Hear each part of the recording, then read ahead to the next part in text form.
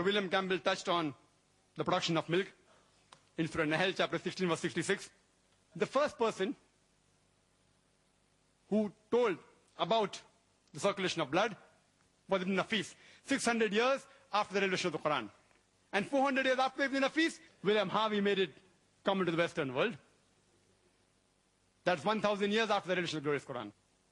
The food you eat go into the intestine, and from the intestine, the food constituents reach the various organs via the bloodstream, many a time via the portal system of liver.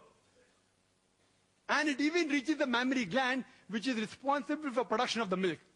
And Quran gives this information of modern science in a nutshell in Surah Nahl, chapter 16, verse 66, where it says that verily in the cattle is a lesson for you. We give you to drink from what is within the body, coming from a conjunction between the constituent of the intestine and blood, milk which is pure for you to have.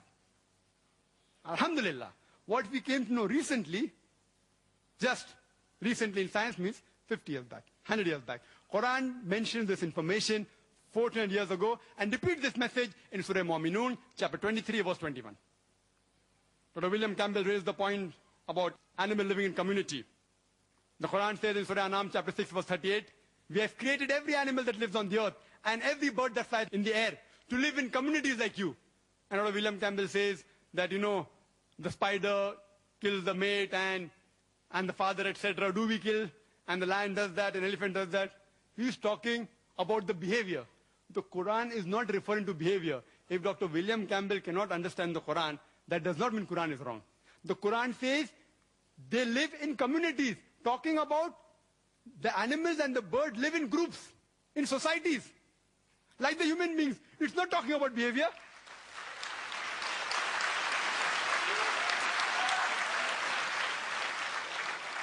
And today science tells that all the animals, the birds and the living creatures of the world, they live in communities. Like the human being, they live together. And I didn't have time to touch on all the points on embryology. I've touched on all of the 8-9 topics which he spoke on. Embryology, I'll go more in detail. The points he raised in embryology, besides the one I clarified in my talk, he said that the stages of development were mentioned by Hippocrates and by Galen. And he showed the various slides. The point to be noted, just because someone says some things which are matching with the Quran, that doesn't mean that Quran has been copied from that. Suppose I make a statement, if I make a statement which is correct, which was said by somebody else earlier, that doesn't mean I've copied. It may be, it may not be. To use the conflict approach to the Quran, yes, he copied. Okay, fine. But let's analyze. The Quran doesn't take the things which were wrong from Hippocrates. If you would have copied, you would have copied everything. It is logical. Unless he's a scientist, okay, this is correct. Oh, this is wrong. I won't copy that. This is correct. I'll copy that. All the stages of Hippocrates and Galen is not the same as the Quran. Hippocrates and Galen doesn't speak about leech-like substance. They don't speak about mudga at all. Where do they speak? Hippocrates and Galen at that time they said that even the women have got semen. Who says that? Even the Bible said that. If you read in the Bible, it mentions in Leviticus chapter number 12, verse number 1 to 2, that women give out seed. So actually Bible is copying from Hippocrates.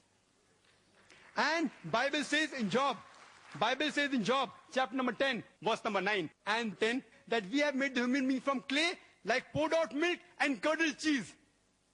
Poured out milk and curdled cheese is exact plagiarization from Hippocrates. Why plagiarization? Because surely that's not the word of God. That portion is unscientific. It was said by Hippocrates and Galen, the Greeks, that human beings are created like curdled cheese. And Bible copies that exactly. But Quran, alhamdulillah, as if you analyze and read the books of embryology, even of Dr. Keith Moore, he said that Hippocrates and the other people like Galen, etc., they did give a lot of things to embryology initially, as well as Aristotle.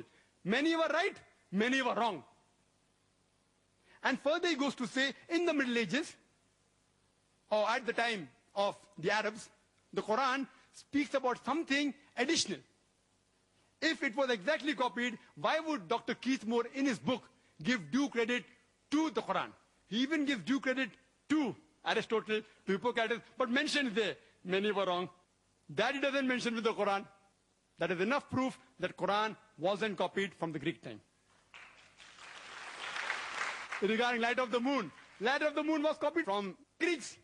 You will tell me that the world is spherical was copied from Greek. I know the Pythagoras, the Greeks, lived in 6th century BC, who believe that the earth rotated.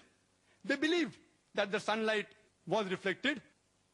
If Prophet Muhammad Na'uz copied, why didn't he copy? They believed the sun was stationary. They believed sun was the center of the universe. So why did Prophet Muhammad copy the correct things and delete the things which were not correct? This is sufficient proof that Prophet Muhammad, peace be upon him, did not copy. He goes to give a list that from Greek to Syriac, Syriac to Arabic, and big research. One statement of the Quran is sufficient to disprove it.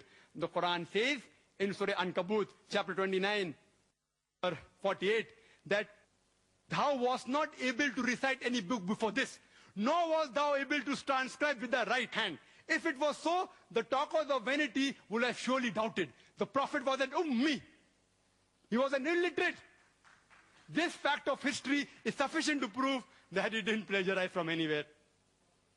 Enough. Imagine, even a scientist who is very literate cannot do this thing.